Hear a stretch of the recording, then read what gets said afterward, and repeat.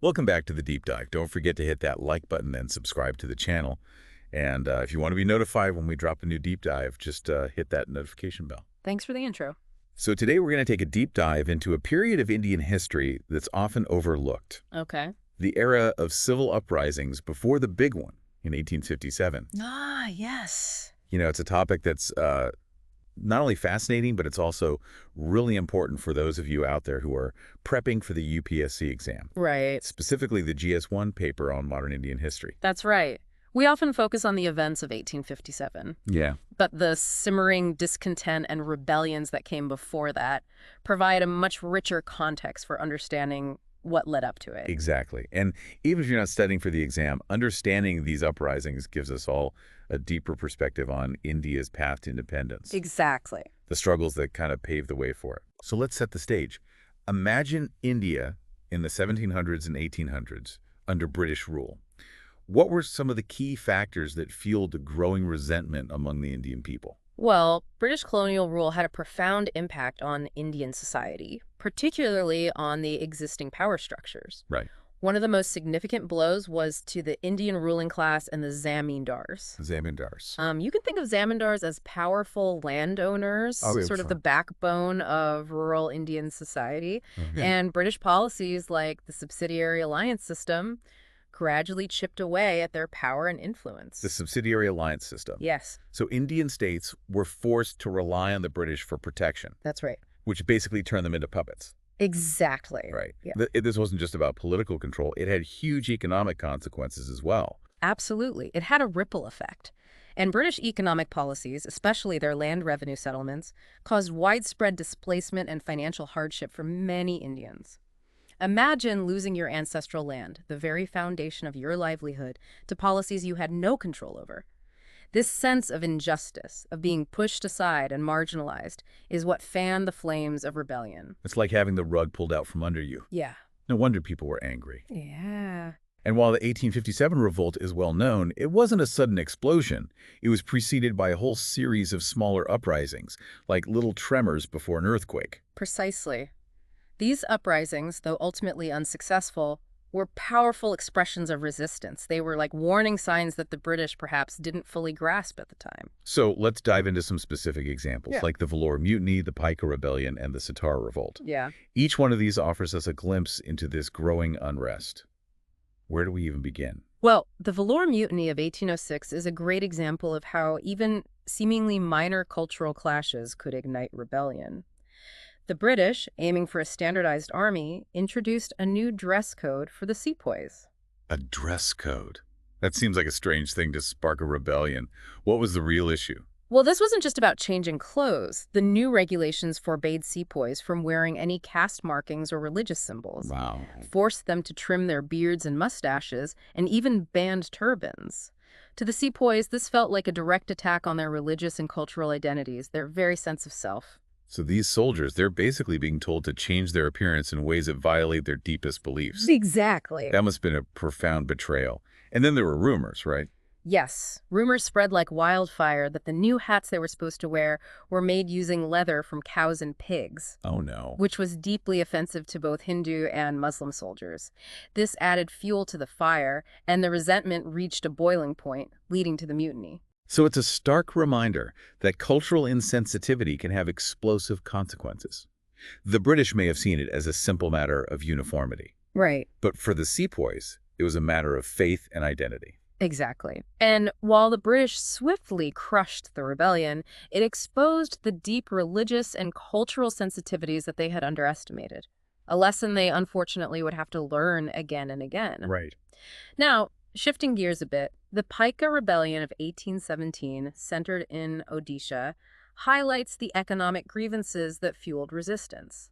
The Picas were a traditional warrior class in Odisha, Okay. fiercely independent and proud. They held land rights under the Gajapati rulers, which were their lifeline, their pride. So when the British took over, things obviously changed. Drastically.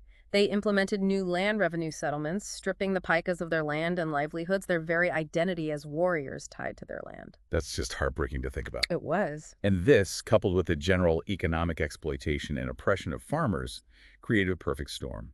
You're absolutely right. The Pikas, led by Jagabandhu Bidyadhar Mohapatra, also known as Bakshi Jagabandhu, rose up in a massive uprising against the British. This wasn't just a small-scale protest. It was a full-blown rebellion with the goal of restoring the traditional order. They attacked British symbols of power, disrupted communication lines, and even attempted to seize control of strategic locations. Wow. So these weren't just isolated incidents. We're seeing a pattern here. Land dispossession, economic hardship, cultural clashes. It's all feeding this growing wave of resistance. Right. And this brings us to the Satara Revolt of 1840, which showcases another key factor, the British policy of deposing local rulers. Exactly. In this case, the British deposed the Chhatrapati Pratap Singh, the ruler of Satara, and exiled him to Varanasi. Wow. This act ignited a wave of anger and resentment as the people saw it as a blatant power grab. It wasn't just about one ruler, it was about the British undermining traditional power structures and disrespecting their established way of life. So it's not just about individual grievances, No. but about the British dismantling the existing social fabric, piece by piece. Precisely. The people of Satara, led by figures like Darrao Pawar and Narazing Dattatreya Phetkar, rose up in revolt. They even managed to capture the Badami fort, a symbol of power and resistance, for a short period. It must have been a symbolic victory, even if short-lived. It was. But I'm guessing the British didn't just stand by and watch. Of course not. They swiftly retaliated with a strong military force, recaptured the fort, and crushed the rebellion. Leaders like Phetkar were imprisoned, while others like Darrao Pawar continued their resistance, albeit underground, for years. So we keep seeing this pattern over and over again. Uprisings sparked by a combination of economic, political, and cultural grievances. Right. All eventually crushed by the superior military might of the British. But even in defeat, these uprisings had a profound impact, right? They did. Each rebellion, each act of resistance planted a seed of defiance that would eventually blossom into the larger fight for independence. You're absolutely right. These were more than just isolated incidents. They were interconnected, Right. each one building on the resentment and frustration of the previous one. Like watching a pot slowly come to a boil. Yes, Each uprising added a bit more heat, a bit more pressure. exactly. Until- Until the lid finally blew off in 1857. We'll explore that connection and the legacy of these early uprisings in just a moment. We were discussing those specific uprisings in the lead-up to the 1857 revolt. Now, you might be thinking, okay, these uprisings were interesting, but they all failed, so why should I care? Yeah, that's a good question. What makes these events so important, in the grand narrative of Indian history? Especially for someone who's maybe, trying to grasp this period for the UPSC exam. Well, even though these pre-1857 uprisings were quelled, their impact was significant. They were crucial in shaping the events that followed. Think of them as the prologue to the main story. Okay, so like the foundation. Yes. So let's connect the dots here. What were some of the common threads that linked these seemingly disparate rebellions? Well, as we've seen, land dispossession was a major factor. British land revenue policies, like the permanent settlement in Bengal and the Rayatwari system in the south, often led to the displacement of traditional landowners and cultivators. Imagine being a farmer who's worked the land for generations only to have it taken away because of some new policy from a foreign power. That resentment is bound to build up. Right, so you have this kind of simmering resentment brewing as people are losing their ancestral lands, their means of subsistence. Exactly. And to add fuel to the fire there was the economic exploitation. British policies favored British industries, which led to the decline of local crafts and industries. Imagine being a skilled artisan suddenly unable to compete with cheaper, mass-produced goods coming from Britain. This further exacerbated the economic hardship faced by many Indians. That's a double blow, isn't it? It is. You're losing your land. You're losing your ability to make a living. It's no surprise that people were looking for ways to fight back. Precisely. And let's not forget the interference in religious and cultural practices, something that played a key role in the Vellore Mutiny. It went beyond dress codes, though. There were attempts to convert people to Christianity, the abolition of sati, and other social reforms that were seen as attacks on traditional beliefs. These actions may have been well-intentioned from the British perspective, but they were often perceived as threats to the Indian way of life. Right, so it's like they were trying to impose their own values and beliefs Yes, on a culture that was already rich and diverse in its own right. exactly. And this brings us to another important point, the erosion of traditional power structures. We talked about the deposition of local rulers, but it went deeper than that. The British dismantled existing systems of governance, replaced traditional elites with their own administrators, and imposed their own legal systems. So it's like they were trying to rebuild Indian society from the ground up, Yeah, in their own image. in their own image. Right. And all of these factors, the land dispossession, economic exploitation, cultural interference, and the dismantling of traditional power structures created a volatile mix. It's no wonder there was this wave of unrest across the country. It's like watching a pressure cooker, about to explode. Yeah. But why did these early uprisings fail to achieve their objectives? What were some of their limitations? That's a key question, especially for those prepping for the UPSC exam. One crucial factor was their localized nature. Most of these uprisings were confined to specific regions or communities, which made it easier for the British to isolate and quell them. Imagine trying to coordinate a nationwide movement in a time without telephones or the internet or even widespread literacy. It was a formidable challenge. Yeah, you're right. So they were fighting these isolated battles rather than presenting like a united front. Exactly. And there were often divisions within these movements as well. Different communities had their own specific grievances and priorities, making it difficult to forge a truly unified movement. You can think of it as each group having its own chapter in the story of resistance, but they weren't always on the same page. So unity was a major challenge. It was. And then, of course, there was the military factor. Yes, the superior military strength of the British was a major obstacle. They had better weapons, better training, and greater resources. Think of it as a David and Goliath situation, where David may have had the right cause, but Goliath had the bigger stick. So even with all the resentment brewing, the odds were really stacked against them. They were, but that doesn't mean these early uprisings were insignificant. In fact, they hold immense historical value. They were the precursors to the 1857 revolt, like the early tremors that warn of a larger earthquake. So how should we think about the legacy of these uprisings? What lessons can we draw from them, both for understanding history and maybe even for navigating the complexities of the present?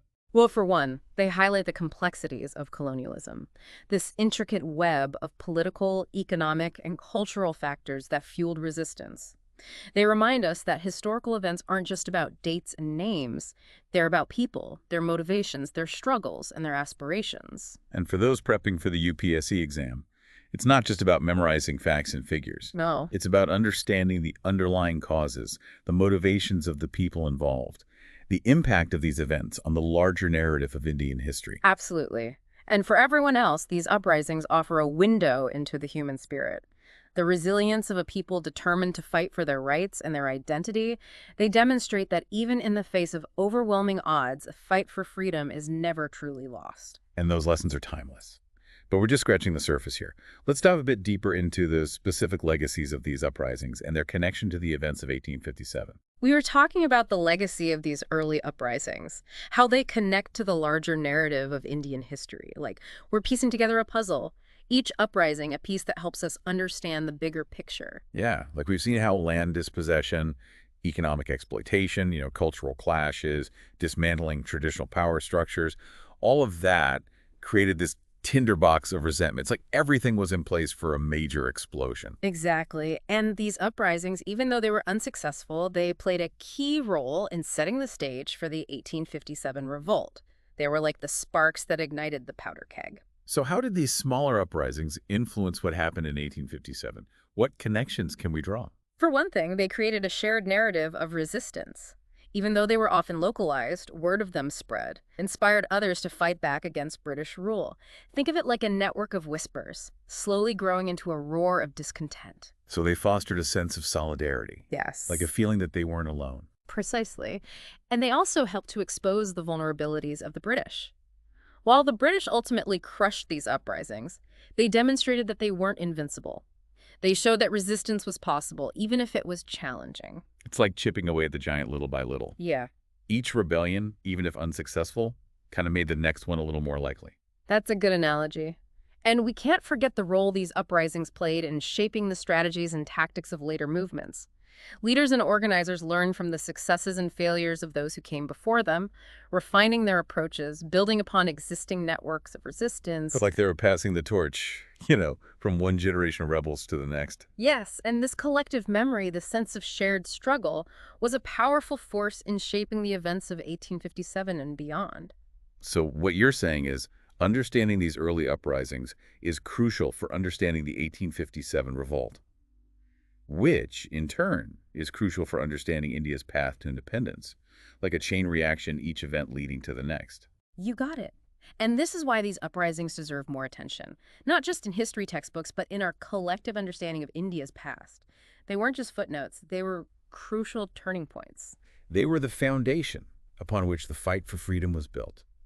So if we zoom out a bit, what's the big takeaway here? What's the key message you want our listeners to walk away with? Especially those, preparing for the UPSC exam. The key takeaway is that the 1857 revolt wasn't a spontaneous event. It was the culmination of decades of resistance, of simmering discontent that finally boiled over.